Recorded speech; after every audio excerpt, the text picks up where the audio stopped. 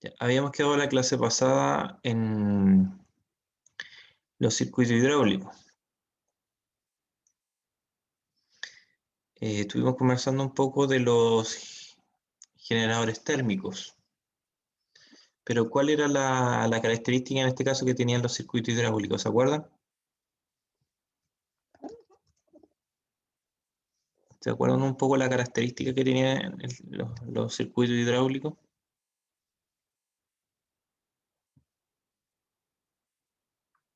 Lo más básico, y que como su nombre lo dice igual, hidráulica, ¿ya? Para poder generar en este caso la fuerza requerida para el sistema, para las distintas aplicaciones en este caso que se requieran, utilizan un fluido líquido en este caso, a diferencia del otro que era aire. Y la otra característica principal era que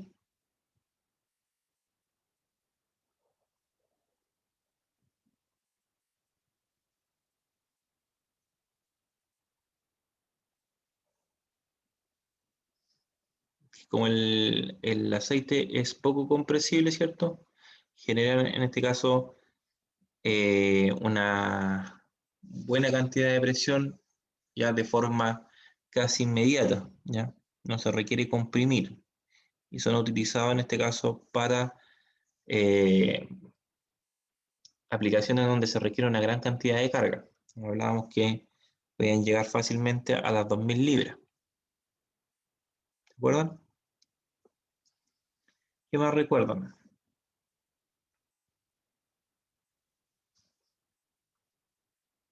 Que se componían en este caso de un sistema de accionamiento,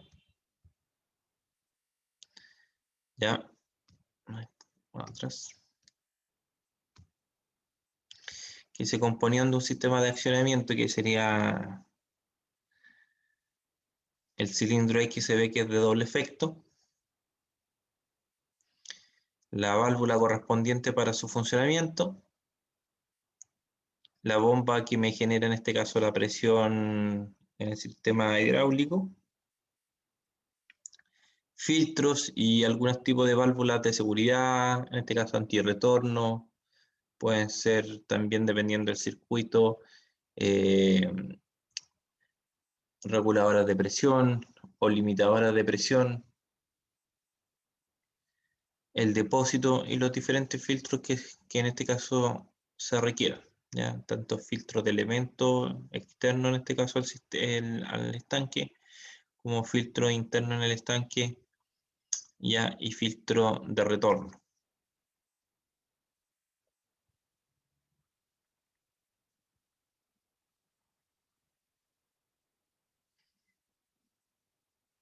¿Qué función cumplía la válvula antirretorno dentro del circuito? Aparte de evitar el retorno del fluido, ¿cuál es la característica principal? ¿Por qué se utiliza?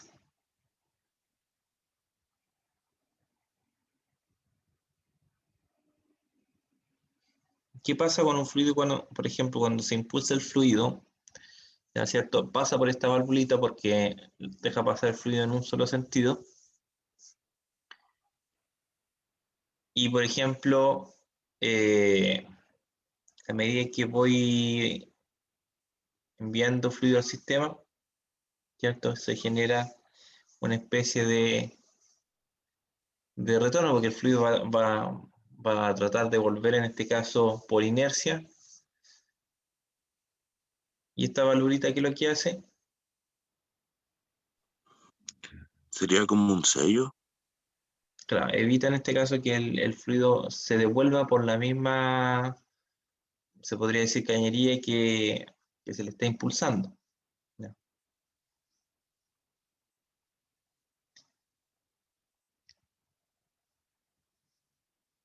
Entonces, todo eso habíamos conversado en la clase pasada. Después vimos algunos videos y estuvimos haciendo algunos ejercicios, por ejemplo, para saber la posición inicial y la posición final, en este caso del ejemplo que estaba ahí, ¿ya?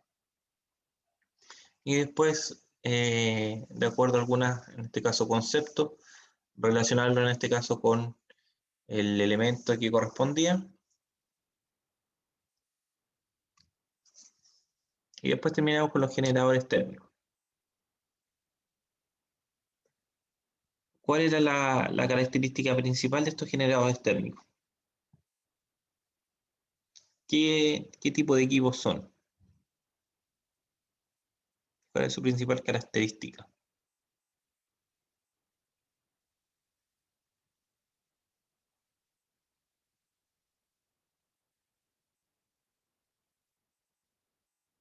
¿Alguien se acuerda?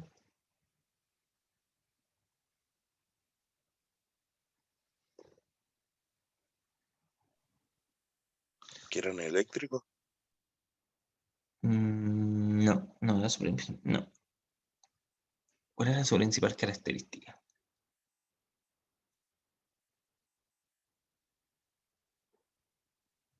Está relacionado con el caudal.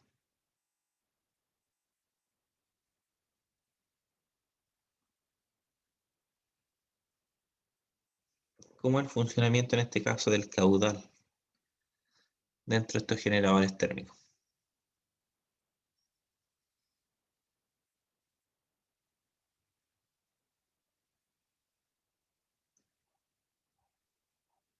Son altamente eficientes, ¿ya? Pero ¿por qué son altamente eficientes?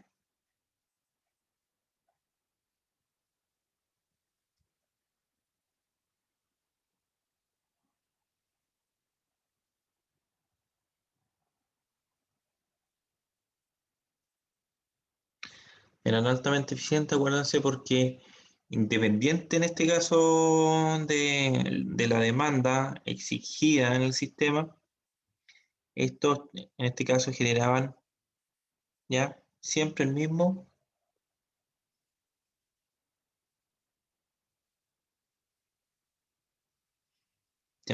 caudal. Entonces, esa era su principal característica, que funcionaban siempre ya a caudal constante.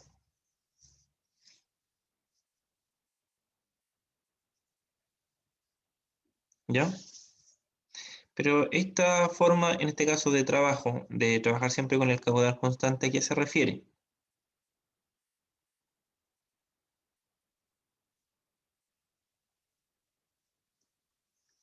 Es que cuando bombea en este caso el fluido,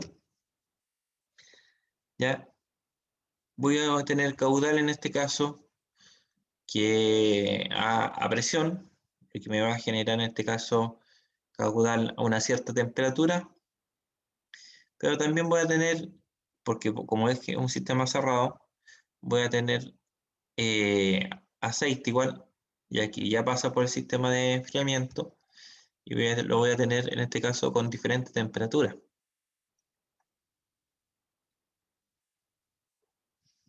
Por tanto, si el caudal que es bombeado y enfriado es siempre el mismo, ¿se acuerdan cuando hablamos qué pasaba cuando llega la carga? Acá.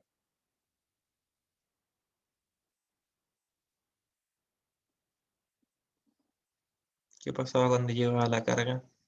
El caudal siempre el mismo, constante.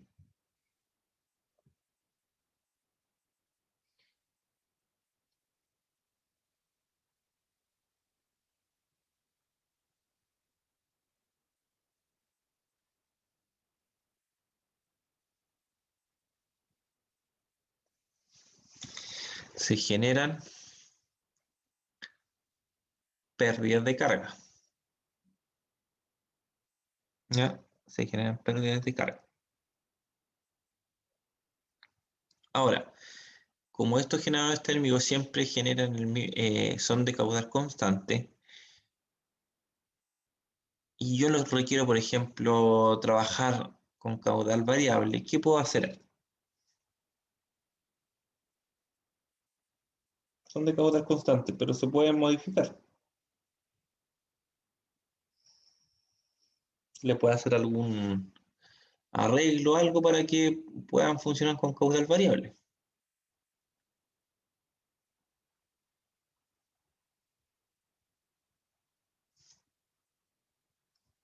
¿A alguien se le ocurre que se le puede hacer?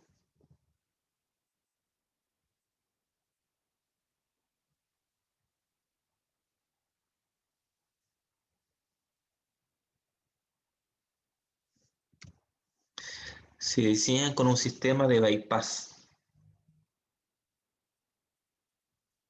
¿Ya?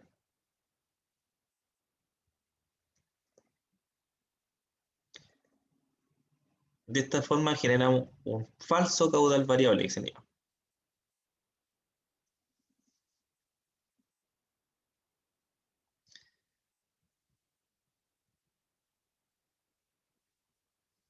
Y me va a generar dos tipos de circuitos, el primario y el secundario. Entre que parte del aceite pasa por el caudal, en este caso por el bypass, ¿ya? El otro va a pasar al proceso de enfriamiento. Y cuando se unan, vamos a tener un aceite, en este caso, con una cierta temperatura, pero ya menos caliente que el anterior, ¿ya? Y vamos a tener en este caso, de cierta manera, vamos a ayudar un poco a las pérdidas de carga, porque en vez de pasar por este sistema donde acá se genera una pérdida de carga, también voy a hacer circular aceite por el bypass, lo que me va a disminuir en este caso la pérdida de carga en el sistema. Obviamente, como se tiene que pasar directo, ya va a haber ubicado seguramente un filtro de bypass, ¿ya? Que me sirve igual para filtrar las impurezas del aceite antes de enviarla directamente al sistema de nuevo y al generador.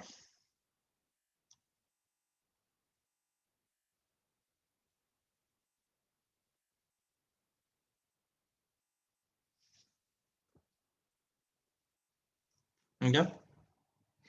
¿Estamos claros?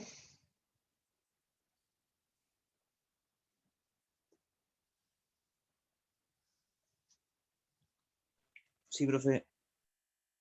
Ya, por tanto, el bypass, ¿qué va a tratar de hacer? Si se dan acá, se dan cuenta acá, el bypass trata de un poco de independizar, en este caso, el circuito. Porque de cierta manera, todo lo que pasa por este bypass es independiente, en este caso, del otro sistema.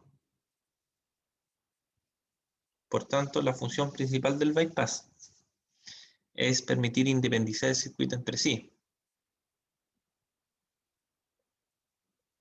¿ya? De esta forma podemos simplificar el diseño.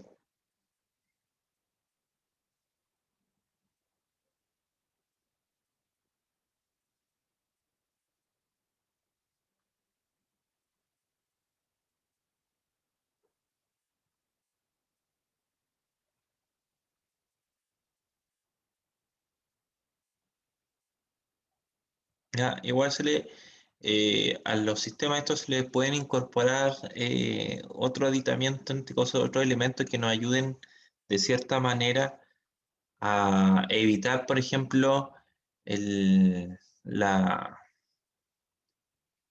el retroceso del fluido, ¿ya? Y poder regular la presión, obviamente, de funcionamiento, porque como trabajan a caudal, en este caso, constante, cualquier diferencia de presión me puede dañar el sistema. Por tanto, van a haber otros aditamentos que me ayuden a mejorar el circuito.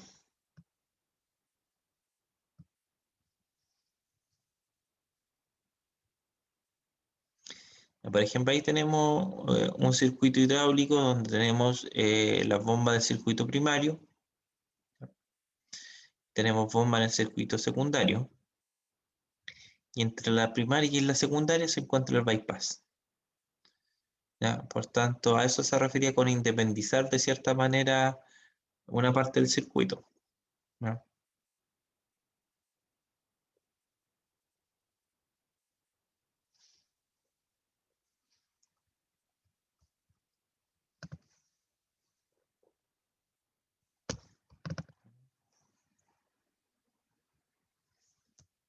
En el grupo correspondiente a la fuente de Aquí tiene un energía, la ejemplo. energía mecánica es transformada en energía hidráulica y además es acondicionado el líquido del sistema. Los componentes principales de este grupo son el motor, la válvula de seguridad, el depósito de aceite y la bomba. Aquí apreciamos una bomba de engranajes exteriores. Esta bomba es capaz de generar una corriente continua de líquido y funciona de la siguiente manera. La cámara de aspiración está conectada al depósito de aceite. Cuando giran las dos ruedas dentadas, cada vez que un diente abandona su encaje, aumenta ligeramente el volumen de la cámara. De esta manera va generándose una depresión en la cámara de aspiración, con lo que el aceite del depósito es succionado hacia dicha cámara. Los vanos entre los dientes son los espacios encargados de transportar el aceite hacia la cámara de presión. Los dientes que están encajados evitan que el aceite retorne por el centro. A continuación, el aceite pasa de la cámara de presión hacia el conducto en la medida en que va siendo desplazado por el aceite, que sigue siendo transportado por el sistema de ruedas dentadas. Sin embargo, en un primer término, la bomba no genera presión, sino solamente un flujo del líquido. El mismo sistema, esta bomba de engranaje funciona con el mismo sistema que trabajaban antiguamente los barcos con estas ruedas de madera que le colocaban al lado. ¿Ya? Funciona bajo el mismo principio, donde la rueda, a medida que se iba moviendo en este caso el barco por la corriente, generaba en este caso el movimiento de la rueda, y la rueda en este caso generaban ¿ya? La impulsión. Acá el engranaje, en este caso, al tomar el aceite, lo impulsa en este caso hacia a la cámara de presión, ¿ya? Y aquí se genera la succión, ¿ya? Cuando se conectan los dos engranajes, se genera la succión. Solo cuando el líquido se encuentra con una resistencia, por ejemplo, un obstáculo en el tubo o una carga, como en el caso de la plataforma elevadora, se va generando una presión. Si la presión es superior a la resistencia de la carga, empieza a avanzar el émbolo hasta alcanzar su posición final.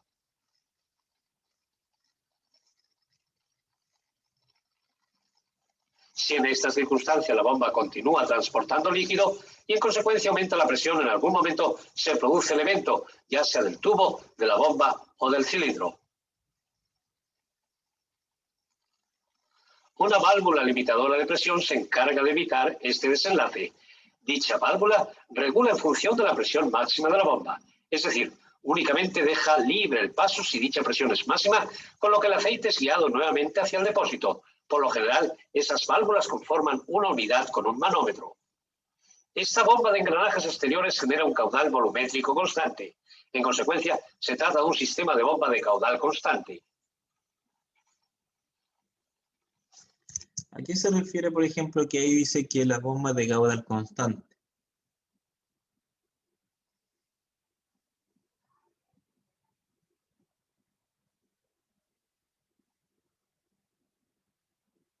¿A qué creen que se refiere con eso? Ella hablaba que la bomba de caudal constante.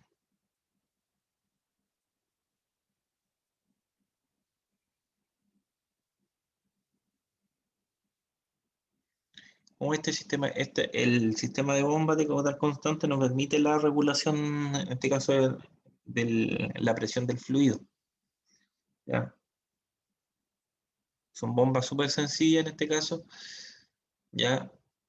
Pero sumamente eficientes. Si se dieron cuenta en la imagen cuando la mostraba, es una bomba chiquitita, ¿ya? Pero si bien es pequeñita, genera una gran cantidad de presión, a pesar de lo pequeña que es. El depósito de aceite cumple con varias funciones. En primer lugar, contiene el aceite que necesita el sistema y además se encarga de acoger el aceite sin presión que proviene del sistema. En segundo lugar, en él se enfría el aceite. Además, en su interior también tienen que segregarse las partículas en suspensión, el agua y el aire. Para ello es necesario que el aceite esté el tiempo suficiente en el depósito. En consecuencia, este tiene que ser suficientemente grande. Antes de que el aceite fluya nuevamente del depósito hacia el sistema, pasa por un filtro en el cual se retienen las impurezas residuales. Aproximadamente un 70% de los fallos sufridos por sistemas hidráulicos se deben a impurezas contenidas en el aceite. Por ello es muy importante cambiar el cartucho de los filtros cuando sea necesario. A propósito de filtros, los hay incorporados en el conducto de aspiración o los tubos sometidos a presión o también en el tubo de retorno.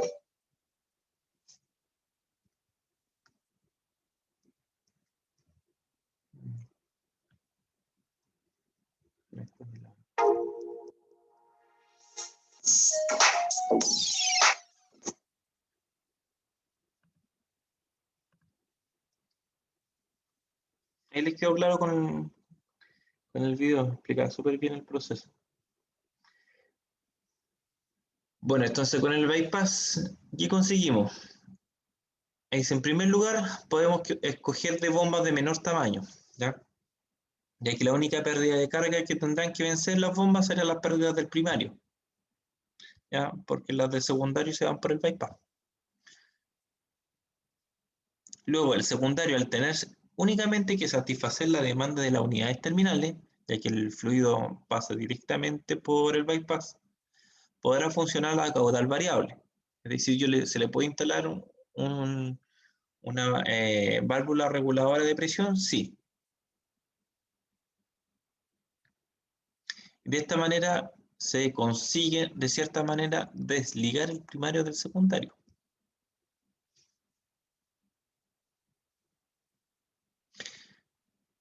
¿Cuál es el objetivo en este caso principal entonces? Es poder crear una zona en la cual apenas provoque una pérdida de carga.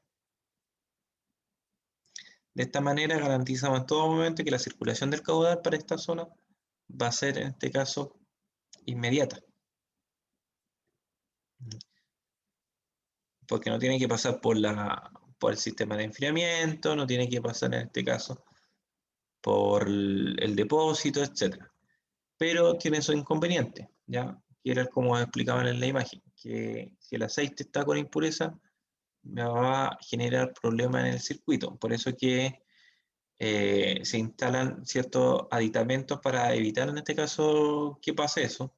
Y hay que hacerle obviamente el mantenimiento de los filtros ya, y la revisión de esto en las mantenciones preventivas.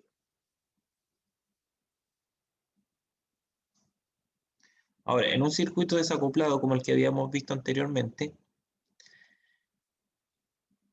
que por ejemplo se compone de un circuito primario y un secundario, cada circuito tiene sus propias bombas. Por tanto, cada circuito va a ser independiente del otro. Y la única conexión va a ser a través, en este caso, del bypass.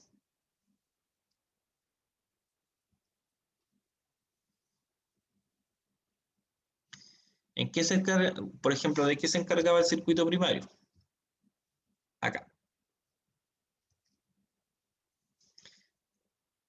Y es el responsable de mantener la temperatura de diseño de las enfriadoras. Por tanto, son bombas de velocidad constante que van a trabajar para mantener el caudal a través de las enfriadoras. ¿Ya? Por tanto, son de vital importancia porque tiene que haber cierto caudal de fluido que se vaya, en este caso, a las enfriadoras. Y ahí van a estar, en este caso, las bombas primarias.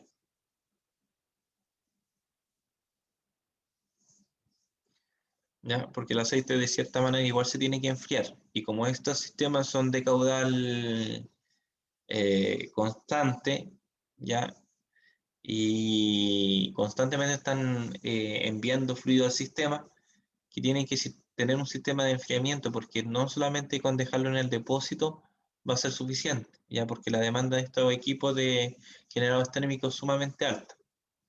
Por tanto, van a necesitar de unidades enfriadores, aparte en este caso del depósito, ¿ya?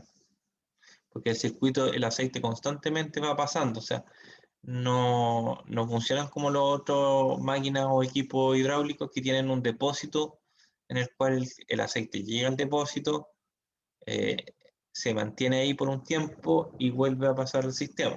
¿No? Acá el aceite va recirculando por el circuito constantemente. Por eso que son más eficientes, ¿ya? Porque no se van a depósito, se van recirculando. Pero para enfriar ese aire, ese aceite que está recirculando constantemente, tienen en esta unidad enfriadora.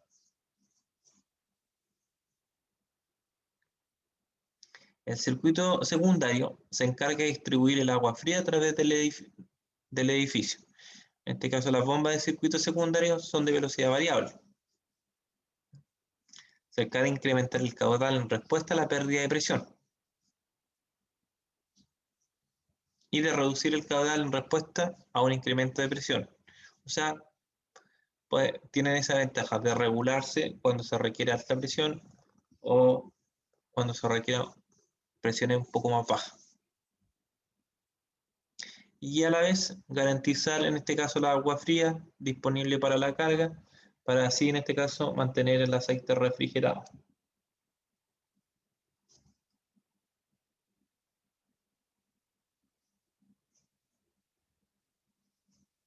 Acá tenemos un ejemplo en este caso de una grúa hidráulica, en este caso de reducción de la velocidad de descenso. ¿De qué trata esta grúa? Coloca útiles de estampar, punzonar y cortar con elevado peso en una prensa. Por tanto, va a tener movimiento de elevación y descenso.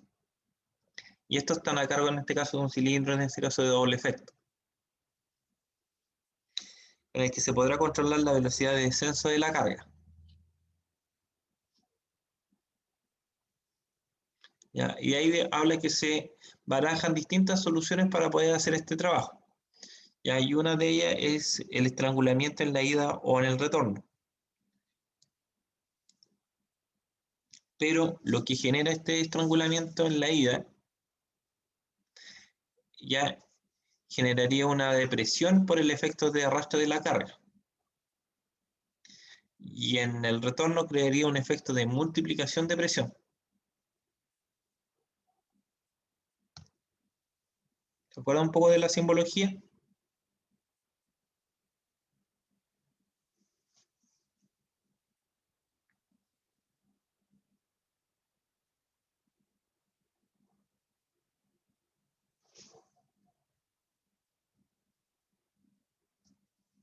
Acá tenemos el depósito, ¿cierto?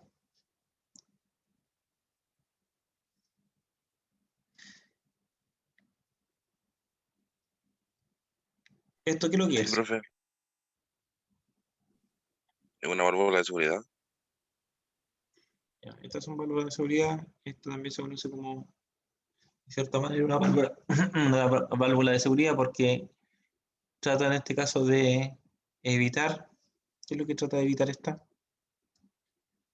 ¿Qué tipo de válvula de seguridad es?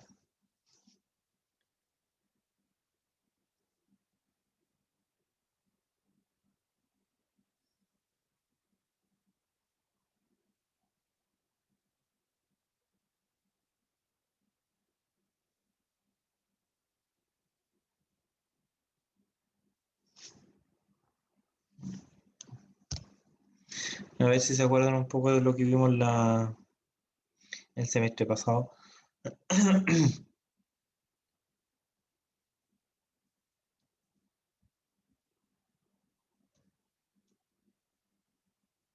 ¿Qué válvula es?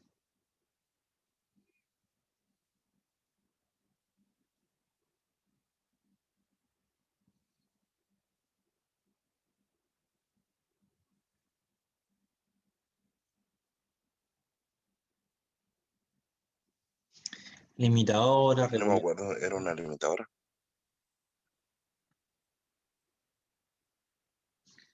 reguladora, reductora, ¿qué es lo que será? ¿Reguladora, profe?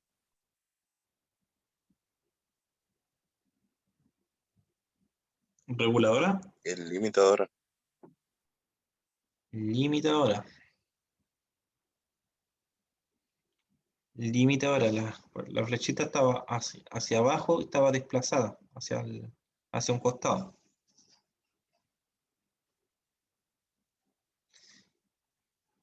A diferencia en este caso de las reductoras, que las reductoras están siempre en la misma línea en el centro. Acá. Después, ¿qué tenemos? Un Un manómetro. manómetro. ¿Cierto? Tenía que tener un manómetro. De hecho, esa válvulas están relacionadas con un manómetro, como decía en la imagen en el video. ¿Ya? como son válvulas de seguridad, ¿cierto? Donde se encargan de controlar la presión o si no, enviarla a depósito, tienen que tener un manómetro asociado que me vaya indicando la presión de funcionamiento.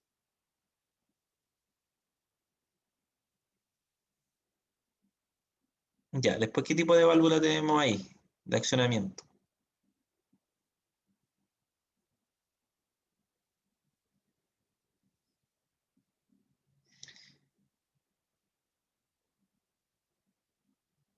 ¿Qué tipo de válvula de accionamiento teníamos ahí? A ver.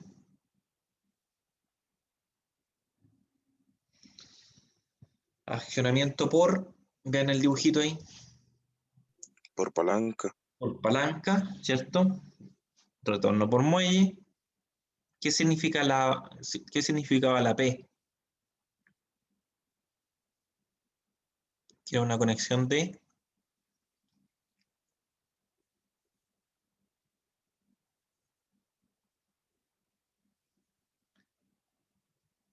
la A y la B, la T. La T es fácil de identificarla porque la inicial lo dice, de tanque. ¿Ya? La P era de presión, que por ahí va, en este caso, la presión hidráulica del sistema. Y la A y la B eran de trabajo.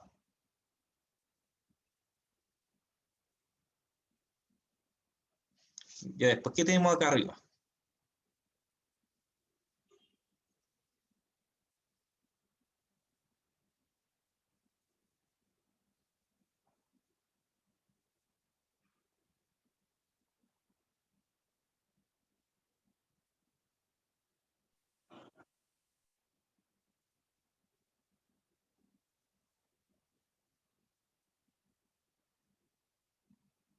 ¿Se acuerdan o no se acuerdan?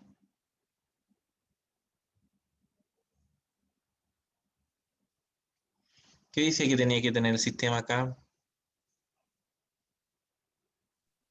Es una válvula de regulación, ¿no? Mm, la otra era la regulación, de estrangulamiento. Decía que tenía que estar en la ida o en el retorno. Y acá, ¿dónde se encuentra en la ida o en el retorno esta?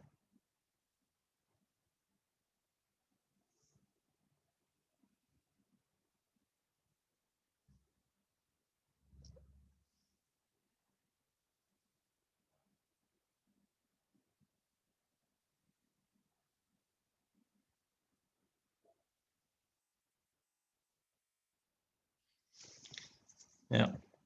Estrangulamiento. No, es una válvula antirretorno, ¿cierto? Pero ¿dónde se encuentra ubicada? Porque En la ida. ahí dice que se podía encontrar ubicada en este caso en la ida o en el retorno. ¿En la ida o en el retorno?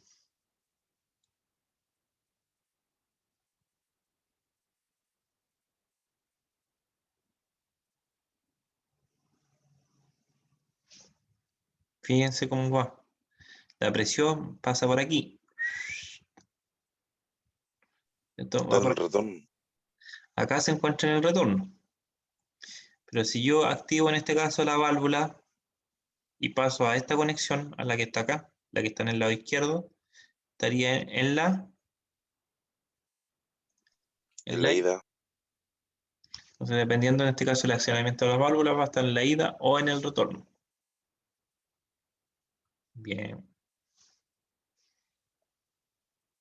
La simbología es esencial para poder entender los circuitos y para poder, después posteriormente, cuando pasamos a la unidad 3, poder generar en este caso, a partir de un equipo o algo, generar su propio sistema o circuito hidráulico neumático. Y ahí está la simbología, se las dejé para que la retomaran, la estuvieran ahí porque los pueden ocupar para la evaluación.